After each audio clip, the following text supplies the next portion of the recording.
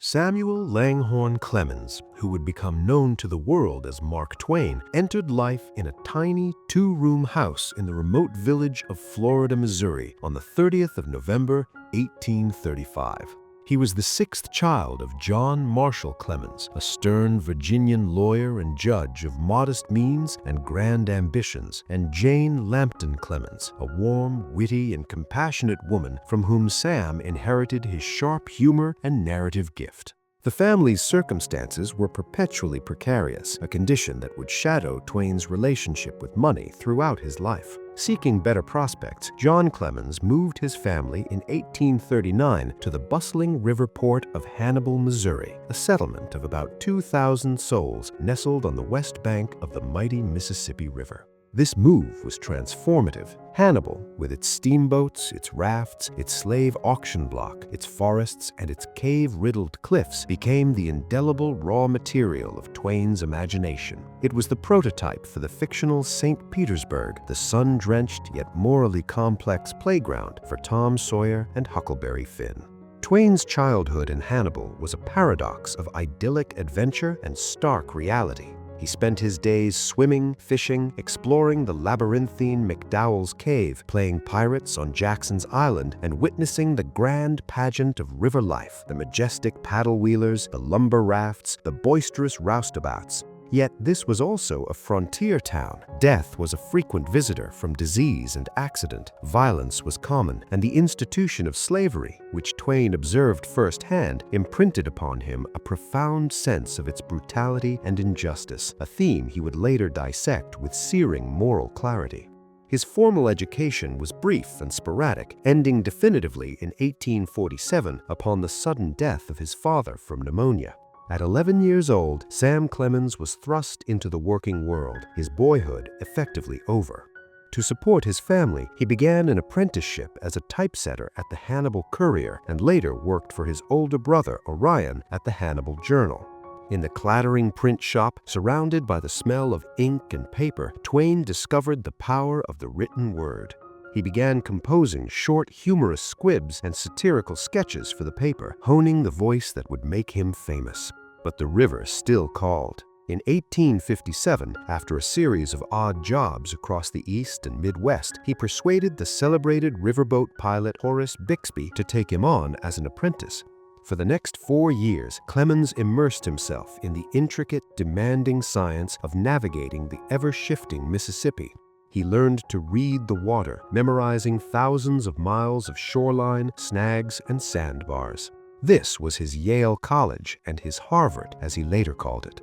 He earned his pilot's license in 1859, entering a period of contentment, prestige, and good income.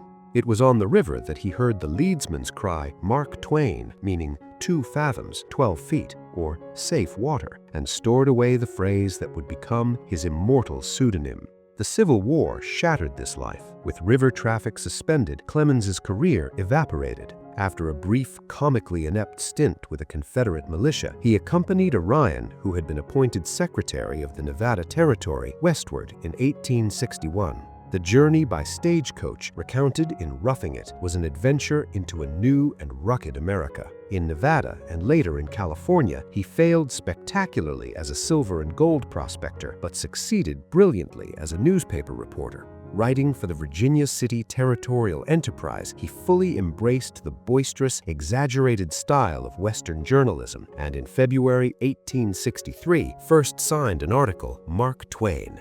His reputation grew with the publication of The Celebrated Jumping Frog of Calaveras County in 1865, a tale that captured a quintessential American comic spirit and made his name nationally known. Twain's career now accelerated. A commissioned travel letters series became his first major book, The Innocents Abroad, 1969, whose hilarious and irreverent skewering of old-world pretensions delighted the American public. His personal life also transformed. He met Olivia Livy Langdon, the refined, intelligent daughter of a wealthy New York coal merchant. After a determined courtship, they married in 1870. Livy became his most trusted editor, social anchor, and the great love of his life. They settled first in Buffalo, then in Hartford, Connecticut, where they built an eccentric, opulent home that became a bustling center of family life and social gatherings. Here, surrounded by his beloved wife and 3 daughters, Susie, Clara, and Jean, Twain entered his most fertile creative period.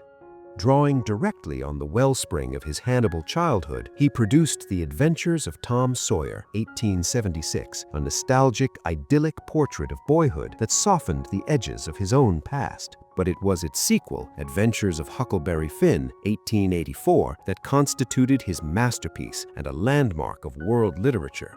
Narrated in Huck's authentic, uneducated vernacular, the novel was a breathtakingly original and profoundly moral journey into the heart of America. Through the lens of Huck's friendship with the runaway slave Jim, Twain confronted the nation's original sins of slavery and racism with a humanity, irony, and complexity never before achieved in American fiction.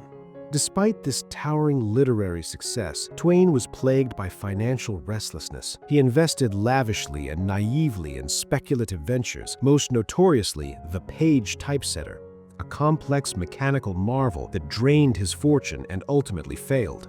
His publishing house, Charles L. Webster & Company, initially successful with the memoirs of Ulysses S. Grant, also collapsed. In 1894, at the age of 59, Mark Twain declared bankruptcy. Determined to repay his creditors in full, he embarked on a grueling round-the-world lecture tour, an ordeal recounted in Following the Equator, 1897. The tour restored his finances, but exhausted him and deepened a growing pessimism in his worldview.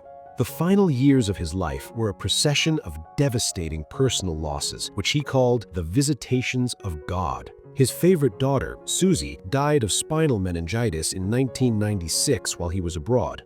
The death broke something vital in both Twain and Livy, whose health never recovered.